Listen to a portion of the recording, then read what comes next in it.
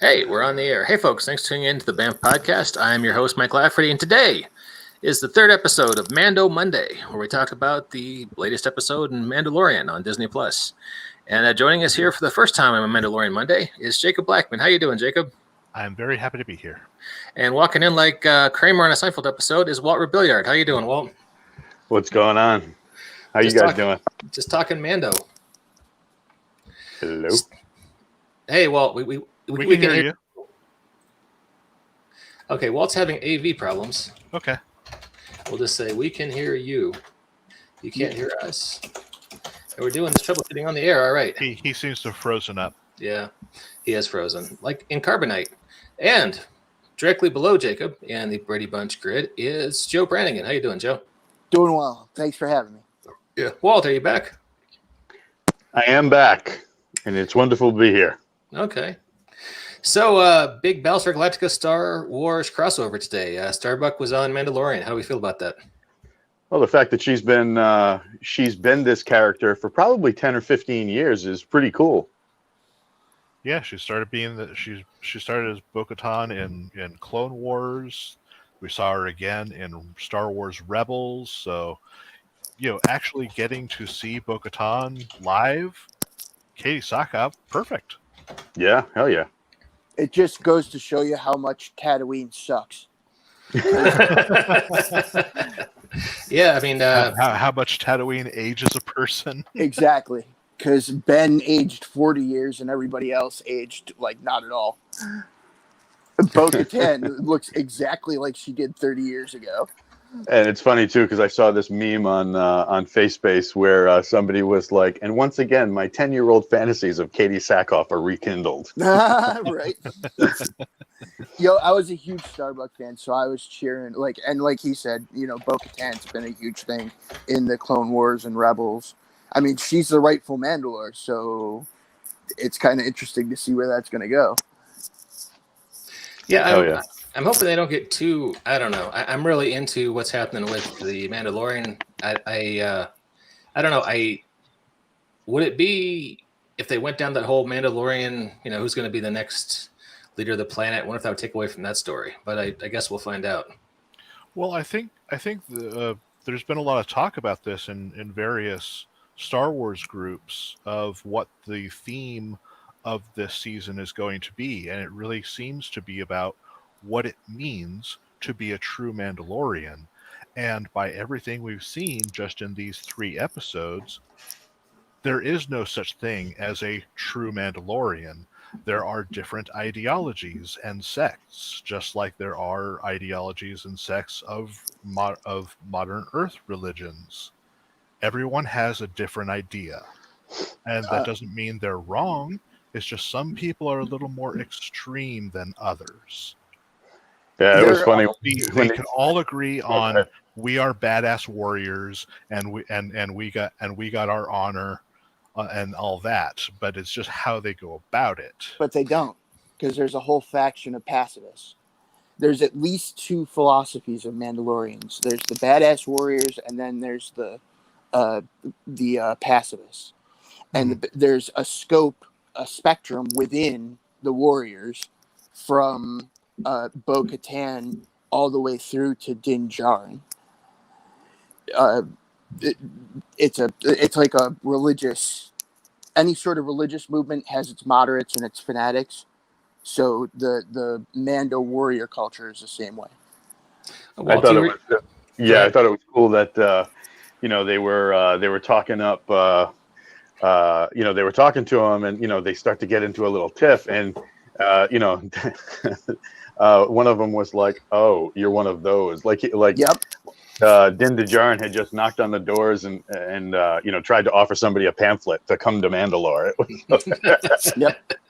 And I think they're going to land on an answer for what is a true Mandalorian, and I think it's going to be somewhere within that warrior spectrum. They're going to say, okay, you have to have honor, you have to keep your word. Remember when the frog woman kind of scolded him? She's like, I had heard that Mandalorians held their word. That was a big deal. That was I expect you to live up to the reputation of Mandalorians. Absolutely. So I think they are going to land on an answer for that, and I think it's going to be somewhere near Din Djarin is our Galahad, our Avatar, our prototypical Mandalorian.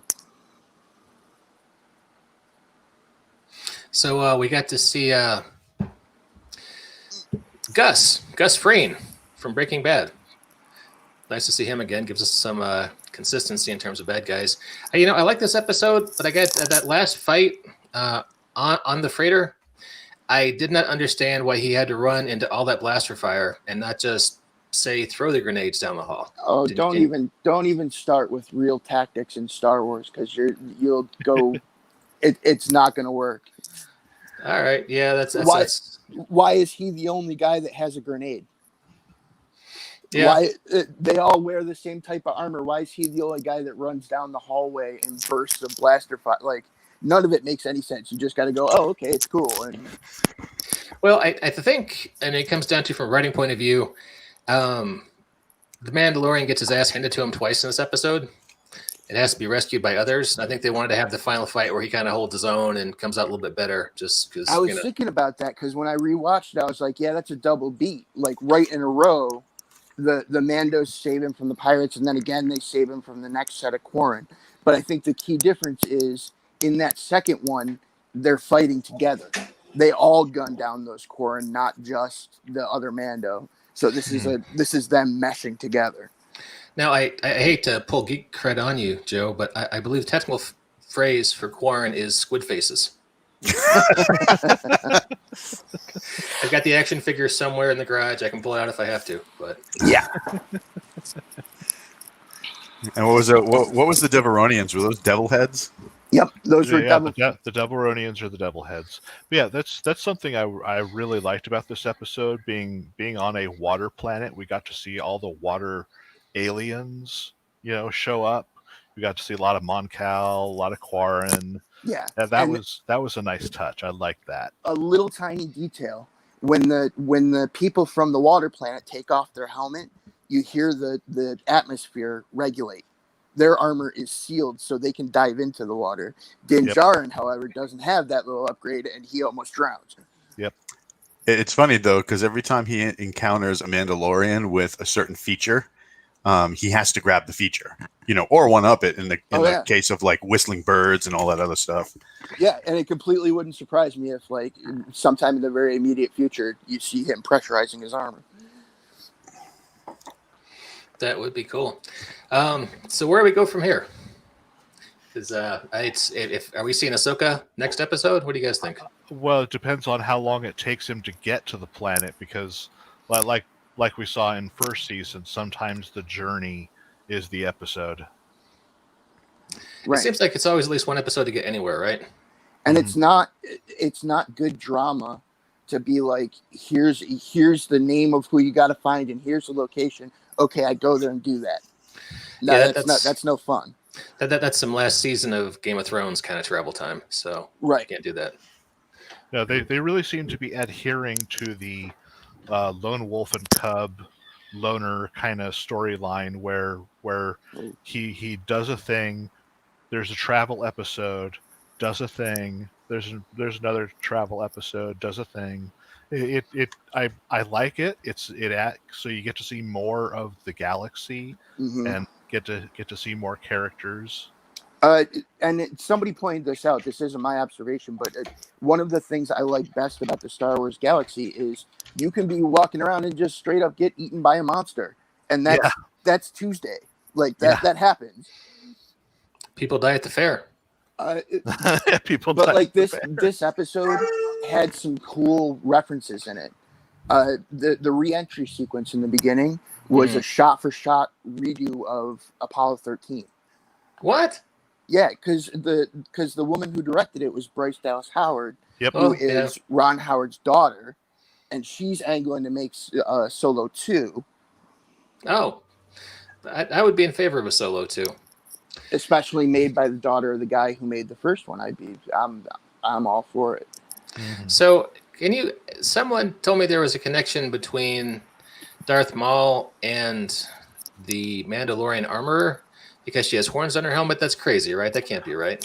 No, that is accurate. There is a theory that she may have belonged to the Mandalorians who sided with Darth Maul in the final season of Clone Wars when he was in control of Mandalore.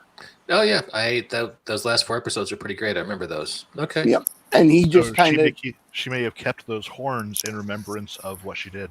Okay. Yep. And especially Death Watch, as we found out, Death Watch was the name of the people who followed Maul for a while. And then that splintered off, and it's all that. And now we find out that Din Djarin is a descendant of that specific tradition. Makes me wonder if we're going to see. Is Darth Maul alive in this time frame? He is not. No, he's Ben already Kenobi gone. Killed him. Oh wait. Oh, he yes, is killed just yes. before New Hope by Obi-Wan. I should remember that episode of Rebels. Yes. So Walt, I know you're a big fan of the Mandalorian lore from your days watching Clone Wars and Rebels. What'd you think about this episode? I really enjoyed it. I know there's been, and this is the problem with fandom and the problem with the internet in general. While it gives us a great way to connect with all these people who are enjoying it, you have people who are like, actually in season 1 of episode 4 of, and they're throwing all this garbage. It's like, dude, shut your pie hole and watch the goddamn episode. If you need to, give me your address. I'll come over and adjust your attitude for you. It's one of those things where it's like, quiet. You didn't create the episode, so if you don't like it, turn it off. But I mean, as far as like the episode in general, I loved all the callbacks and references. Loved the fact that Bo-Katan was in it, and what they did with her 2 sidekicks were really well. I loved the tactics. I really enjoy when people take and evolve fighting tactics to match what is supposed to be an essential part of the character. I mean, let's look at what we have so far. Weapons are my religion, right? They have armor enhanced to withstand blasters, and they have and all sorts of other maladies, as we've seen him take hits from cudgels and blades, and he's even taken a couple of hits from a vibro knife, and vibro weapons, and it doesn't scratch the armor because this stuff is made to hold. And then you have the jetpacks, and all of that was kind of encapsulated in that fight down a hallway. And the only part I thought was a little dangerous for their tactics that I didn't like was when they cross each other in the hallway, right? Because at a point where you have those 2 groups crossing each other in the hallway, you now have your entire force in a straight line, and 1 grenade is all it takes to take you out. So if one had crossed to one side and then they fed over to the other, that would have been good. But otherwise, the tactics were spot on. They fought like you would expect a Mandalorian to fight. I really enjoyed that, because when you have something like Iron Fist, where you're like, I am the ultimate of Kung Fu, the expression of Kung Fu that is most pure and most dangerous. And he looks like he can't fight his way out of a wet paper bag. That's somebody who didn't do their homework, whereas this was very well done. I mean, that those fight scenes in The Mandalorian were very well done. Even the martial arts, like Mando martial arts, it takes into account a concept called shielding, where if you have limited visibility, you don't reach out with punches. You keep everything inside of a box. And if you looked at the way he moved from one side to another when he was fighting the Quarrens, he maintained that box or that shield style of encapsulated fighting, where he doesn't reach out, because reaching out means you're grabbed or whatever, and with limited visibility, you're gonna have problems with that. So I really enjoyed that. He stays within the silhouette. You're right, when he goes right and left against the Quarren. Yep. But and Bo-Katan is terrible about this, because she uses her knife in wide sweeping motions. And when they were moving down that starship, if anybody had had a grenade at any point, everybody would have died. Oh yeah.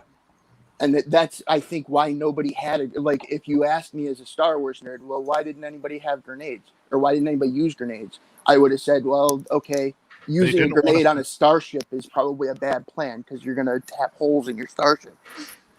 It was a ship Holt carrying weapons. They didn't want to set off any of the ordnance. Right. Yeah, But that tactical limitation led to what? An entire platoon of stormtroopers being taken out by 4 people. Mm-hmm. Yep. And I gotta say, did anyone but me have the Queen music from the Battle of War Rocket Ajax when they were storming that ship? That's all I was thinking of. It was justification for me because I have done that particular mission in so many role-playing games. It's not even funny. Hell yeah! I kind of want to pull White Star or Star Wars D6 off the shelf and just run a mission like that. It would be badass. I had literally just run that mission a month ago with my Star Wars tabletop game, and I run it in previous games. Right on. Yeah, White Star. There's something new coming out for White Star soon, isn't there, Walter? Should we talk about that? If you want, go for it. It's probably too soon to pimp it. I don't have a cover or anything yet. So, well, I guess we got that. Yeah, let's talk about it next week. So, I haven't hired a cover artist. I wonder who was the cover artist. We are going to need a lot of covers. We're going to do a zine. We're bringing back White Star. Cool. There. Hey, see. Big announcements with new content from James Spahn. But, yeah, we haven't made the official announce. So anyone who watches the podcast, our audience of dozens, you guys are the we just got to figure out how we're going to fund it and if we're going to publish it all at once or in sequential. And we're going to have, anyway. So we think next episode is a travel episode. Maybe 2 episodes down the road, we're going to finally get to Ahsoka. Do we have any tidbits at all about what Ahsoka is doing in this time period after Return of the Jedi? No, but technically yes. What? Oh, that's right. Yeah. If we follow the end of Rebels, Ahsoka and Sabine are supposed to be on a mission to find Ezra Bridger. Well, yeah, but that was 10 years ago, and 6 years ago. When Bo-Katan said something about Ahsoka, she very much did not mention Sabine, which you would expect if the 2 were together. Well, we'll just see. Because when Star Wars Rebels ended and the way it ended is like, I would pay money to watch the Ahsoka and Sabine show where they seek out Ezra Bridger. And that's the time frame we're in. Hell yeah. And look, I'm spending money on Disney Plus. Disney Plus, give me the show. Yeah, that was I sent that tweet to Dave Filoni back when Rebels first ended. Like, show me the Sabine and Ahsoka buddy comedy, please. I'm hearing the theme song from Laverne and Shirley just because I'm an old guy. So yeah, as a Luke Skywalker fan, I'm like, Ahsoka's gonna be running her own Jedi Order. She's gonna have her own Jedi school on a remote forest moon somewhere, doing her own thing. And it'll completely miss the events of the sequel trilogy. Technically, not a Jedi. Okay, Force User Academy. She doesn't have her commercial driver's license, but she does drive big trucks. Is that what we're... Yes, exactly. Okay. And she's pretty uniquely positioned to see the limitations of the Jedi. So she might be the person to be like, hey, here's a better understanding.